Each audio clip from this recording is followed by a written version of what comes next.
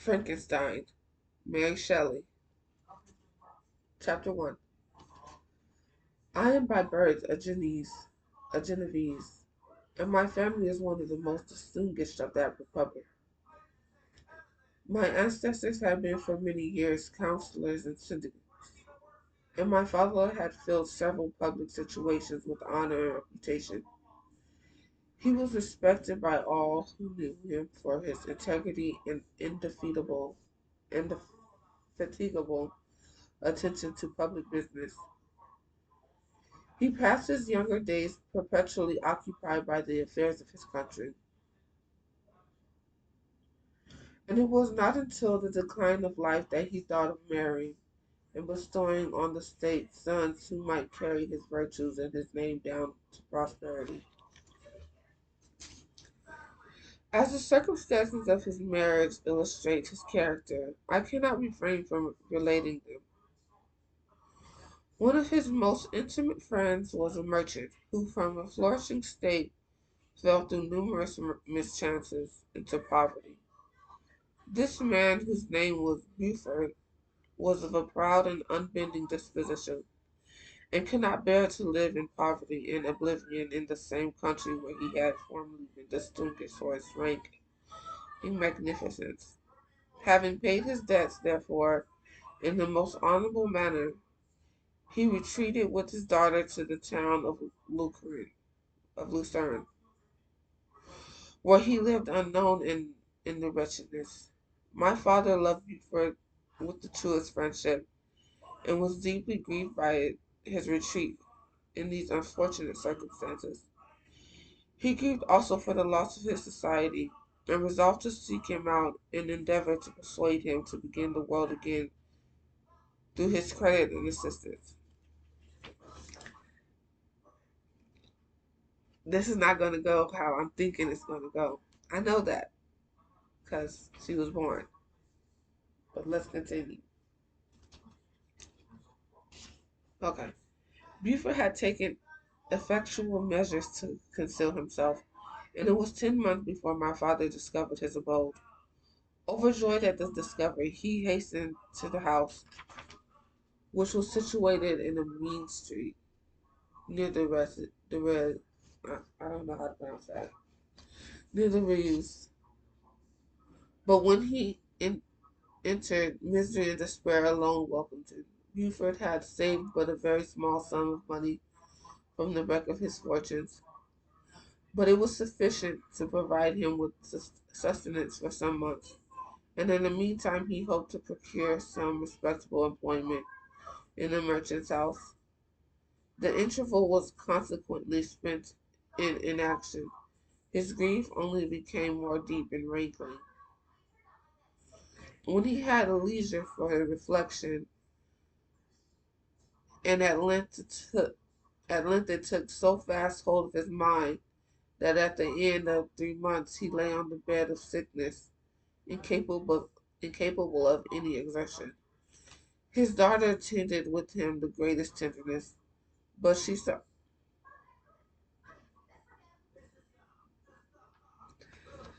his daughter. He's gonna marry his homeboy's daughter. His daughter attended him with the greatest tenderness, but she saw with despair that their little fund was rapidly decreasing, and that there was no other prospect of support. But Caroline Buford possessed the mind of an uncommon mold, and her courage rose to support her in her adversity. She procured plain work, she plaited straw, and by various means contrived to earn a pittance scarcely sufficient to support life. Several months passed in this manner. Her father grew worse. Her time was more entirely occupied in attending him. Her means of subsistence decreased, and in the 10th month her father died in her arms, leaving her an orphan and a beggar. He really is a bum. You had a child, bro, and you just let yourself waste away. The last blow overcame her. This last blow overcame her, and she knelt by Buford's coffin, weeping bitterly when my father entered the chamber. He came like a protecting spirit to the poor girl, who committed herself to his care. And after the interment of his friend, he conducted her to Geneva and placed her under the protection of a relation. 2 years after this event, Caroline became his wife.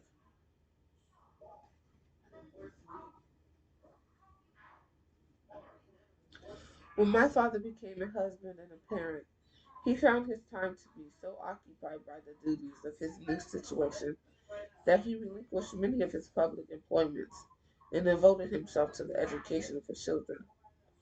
Of these, I was the oh my God, I thought I just said the 11th. Oh, I need to get new glasses. I was the eldest and the destined successor to all his labors and utility. No creature could have more tender parents than mine. My improvement in health were their constant care, especially as I remained for several years their only child. But I continue my narrative. I must record an incident which took place when I was 4 years of age. My mother had a sister whom he tenderly loved and who had married early in life an Italian gentleman. Soon after her marriage, she had accompanied her husband into her native country, and for some years my father had very little communication with her. About the time I mentioned, she died, and a few months afterwards, she received a letter from her husband acquainting him with his intention of marrying an Italian lady, and requesting my father to take charge of the infant Elizabeth, the only child of his deceased sister. It is my wish, he said, that you should consider her as your own daughter and educate her thus. Her mother's fortune is secured to her, the documents of which I will commit to your keeping. Reflect upon this proposition and decide whether you will prefer educating your niece yourself to her being brought up by a stepmother. So what? You're gonna just let your new wife abuse your child? My father did not hesitate and immediately went to Italy, that that he might accompany the little Elizabeth to her future home. I have often heard my mother say that she was at that time the most beautiful child she had ever seen, and shewed signs even of then of a gentle and affectionate disposition. These indications and a desire to bind as closely as possible the ties of domestic love determined my mother to consider Elizabeth as my future wife,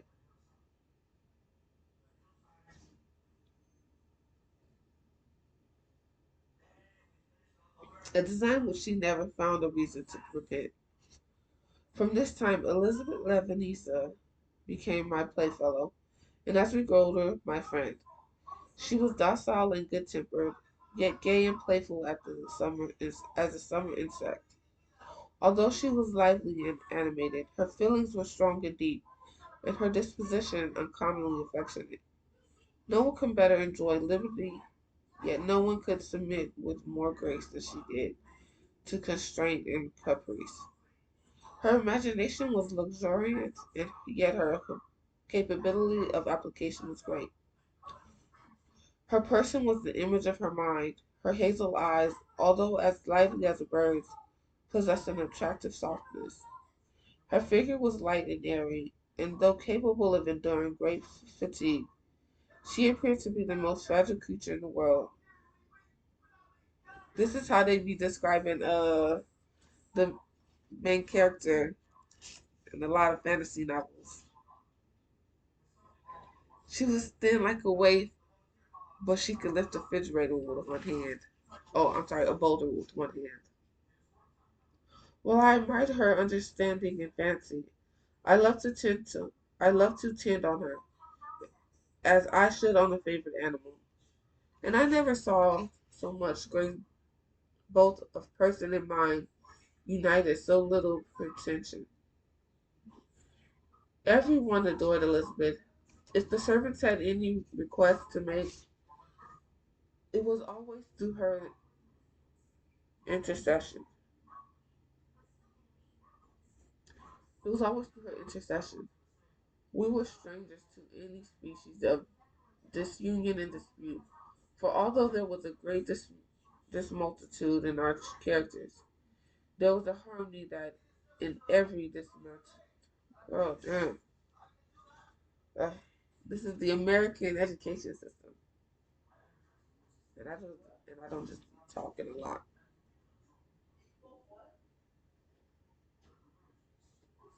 The similitude. I was more calm and philosophical than my companion, yet my temper was not so yielding. My application was of longer endurance, but it was not so severe whilst it endured. I delighted in investigating the facts relative to the actual world. She busied herself in following the aerial creations of the poets. The world was to me a secret which I desired to discover. To her it was a vacancy which she sought to people with imaginations of her own. My brother my brothers were considerably younger than myself, but I had a friend in one of my schoolfellows who had compensated for this deficiency.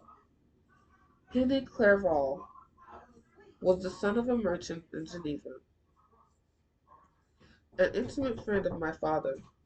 He was a boy of a singular talent and fancy. I remember when he was 9 years old, he wrote a fairy tale, which was the delight and amazement of all his companions. His favorite study consisted his favorite study consisted in books of chivalry and romance. And when very young, I can remember that we used to act plays composed by him out of these favorite books, the principal characters of which were Orlando, Robin Hood, Amadis, and St. George. No youth could have passed more happily than mine. My parents were indulgent, my companions amiable, our studies were never forced, and by some means we all had an end place in view, which excited us to ardor in the prosecution of them. It was by this method, and not by emulation, that we were urged to application. Elizabeth was not incited to apply herself to drawing, that her companions might not outstrip her, but through the desire of pleasing her aunt, by the representation of some favorite scene done by her own hand. We learned Latin and English, and that we might read writings in those languages, and so far from study being made odious to us through punishment, we loved application, and our amusements would have been the labors of our other children. Perhaps we did not. Where is it? Okay. Perhaps we did not read so many books or learn language so quickly as those who are disciplined according to ordinary methods. I hate this chapstick. Uh, but what we learned was impressed by the more deeply of our memories. In this description of our domestic circle, I include Henry Clerval, for he was constantly with us. He went to school with me and generally passed the afternoon at our house. For being an only child and destitute in companions at home, his father was well pleased that he should find associates at our house, and we were never completely happy when Clerval was absent. I feel pleasure in dwelling on the recollections of childhood, before misfortune had tainted my mind and changed its bright visions of extensive usefulness into gloomy, narrow reflections upon itself. But in drawing the picture of my early days, I must not omit to record those events which led, by insensible steps, to my after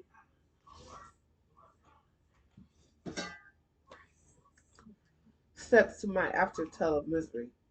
When I would account to myself for the birth of that passion, which afterwards ruled my destiny, I find it arise like a mountain river from ignoble ignoble, and almost forgotten sources, but swelling as it proceeded, it became the torment in which, in its course, has swept away all my hopes and joys.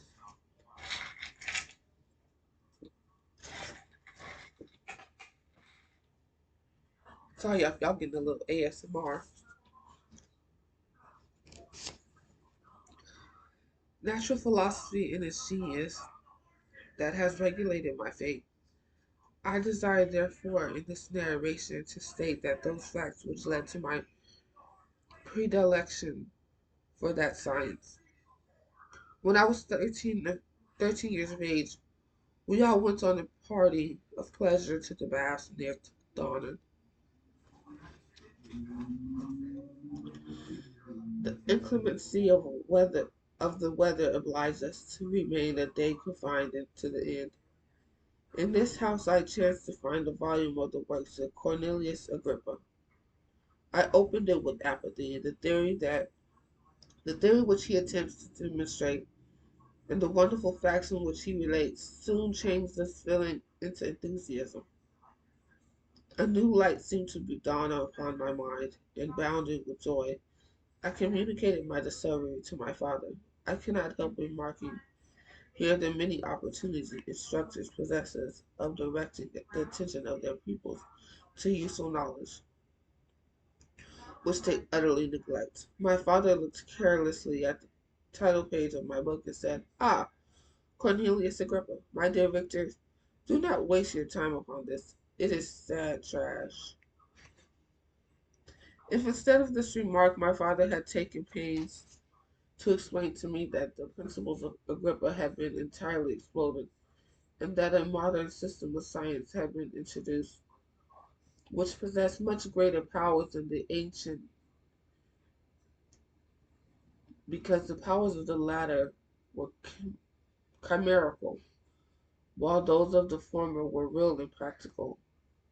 Under such circumstances, I should certainly have thrown Agrippa aside, and with my imagination warmed as it was, should probably have applied myself to the more rational theory of chemistry, which has resulted from modern discoveries. It is even possible that the train of my ideas would never have received the fatal impulse, and that led to my ruin. But the cursory glance my father had taken of my volume by no means assured me that he was acquainted with its contents, and I continued to read with the greatest avidity. Yeah, you gotta explain stuff to kids. You gotta explain stuff to kids. You really do, because they're like, "Oh, you don't know what you're talking about." If you don't say, "I know what I'm talking about, and here's what I'm talking about," then they just gonna just run with it. And it's worse if you don't know how to explain yourself. So learn how to explain yourself and explain things to people before you have kids. When I returned home, my first care was to procure the whole works of this author, and afterwards of Paracelsus and Albertus Magnus. I read and studied the wild fancies of these writers with delight. They appeared to me treasures unknown to few beside myself, and although I often wished to communicate these secret stores of knowledge to my father, yet his indefinite censure of my favorite Agrippa always withheld me. I disclosed my discoveries to Elizabeth, therefore under a promise of strict secrecy, but she did not interest herself in the subject, and I was left by her to pursue my studies alone. It may appear very strange that a disciple of Albertus Magnus should arise in the 18th century, but our family was not scientifical, and I had not attended any of the lectures given at the schools of Geneva.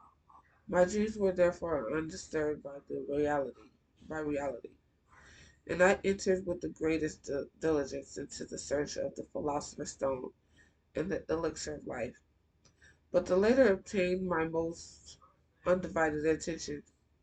Wealth was an inferior object, but what glory would attend the discovery? If I could banish a disease from the human frame and render man invulnerable to any but a violent death. Nor were these my only visions. The raising of ghosts or devils was a promise liberally accorded by my favorite authors, the fulfillment of which I had most eagerly sought, and if my incantations were always unsuccessful, I attributed the failure rather to my own inexperience and mistake than to the want of skill or fidelity of my instructors. The natural phenomenon that take place every day before our eyes did not escape my examinations. Distillation and the wonderful effects of steam, the process of which my favorite authors were utterly ignorant, excited my astonishment, but my utmost wonder was engaged by some experiments on an air pump which I saw employed by a gentleman whom we were in the habit of visiting. The ignorance of the early philosophers on these and several other points served to decrease their credit with me, but I could not entirely throw them aside before some other system should have occupied their place in my mind. When I was about 15 years old, we had retired to our house near Belrive, when we witnessed the most violent and terrible thunderstorm. It advanced from behind the mountains of Jura, and the thunder, thunder, and the thunder burst at once with frightful loudness from various quarters of the heavens. I remained, while the storm lasted, watching its process with curiosity and delight. As I stood at the door, on a sudden, I beheld a stream of fire issue from an old and beautiful oak, which stood about 20 yards from our house, and so soon as the dazzling light vanished, the oak had disappeared, and nothing remained but a blasted stump. When we visited the next morning, we found that the tree shattered in a singular manner. It was not splintered by the shock, but entirely reduced to a thin ribbons of wood. I never withheld, I never beheld anything so utterly destroyed. The catastrophe of this tree excited my extreme astonishment, and I eagerly inquired of my father the nature and origin of thunder and lightning. He replied, "Electricity," describing at the same time the various effects of that power. He constructed a small electrical machine and exhibited a few experiments. He made also a kite with a wire and string, which drew down that fluid from the clouds. The last stroke completed the overthrow of Cornelius Agrippa. This last stroke completed the overthrow of Cornelius Agrippa, Arboretus Magnus, and Paracelsus. Girl, I don't know who that man is. Paracelsus, who had so long reigned the lords of my imagination. But by some fatality, I did not feel inclined to commence the study of any modern system, and this inclination was influenced by the following circumstance. My father expressed the wish that I would attend a house of lectures upon natural philosophy, to which I cheerfully consented. Some accident prevented my attending of these lectures until the course was nearly finished. The lecture, being therefore one of the last, was entirely incomprehensible to me. The professor discoursed with the greatest fluency of potassium and boron, of sulfates and oxides, terms of which I could fix to no idea, and I became disgusted with the science of natural philosophy, although I still read Pliny and Buffon with delight, authors in my estimation of nearly equal interest and utility. My occupation at this age were principally the merchant, the mathematics, and most of the branches of study appertaining to science. I was busily employed in learning languages. Latin was already familiar to me, and I began to read some of the easiest Greek authors without the help of a lexicon. I also perfectly understood English and German. This is the list of my accomplishments at the age of 17, and you may conceive that my hours were fully employed in acquainting and maintaining knowledge of this very literature. Another task also devolved upon me when I became the instructor of my brothers. The blind leading the blind. Ernest was 6 years younger than myself and was my principal pupil. He had been afflicted with ill health from his infancy, though which Elizabeth and I had been his constant nurses. His disposition was gentle, but he was incapable of any severe application. Any ser any severe application. William, the youngest of our family, was yet an infant. Dang, they said 17 years later. Okay. Was yet an infant, and the most beautiful little fellow in the world. His lively blue eyes and dimpled cheeks and endearing manners inspired the tenderest affection. Such was our domestic circle, from which care and pain seemed to forever banish. My father directed our studies, and my mother partook of our enjoyments. Neither of us possessed the slightest preeminence over the other. The voice of command was never heard among us, but mutual affection engaged us all completely with and obeyed the slightest desire of each other. Whew. The book is not even that long, but it's so wordy.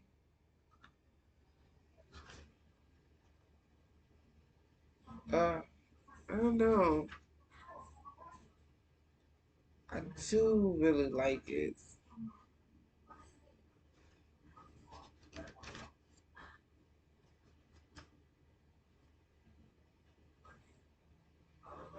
I might finish this. I never watched any of the Frankenstein movies. I never really liked the movies.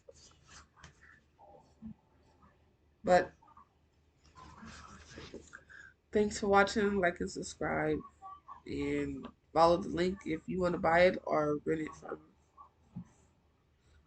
or get it from your library. So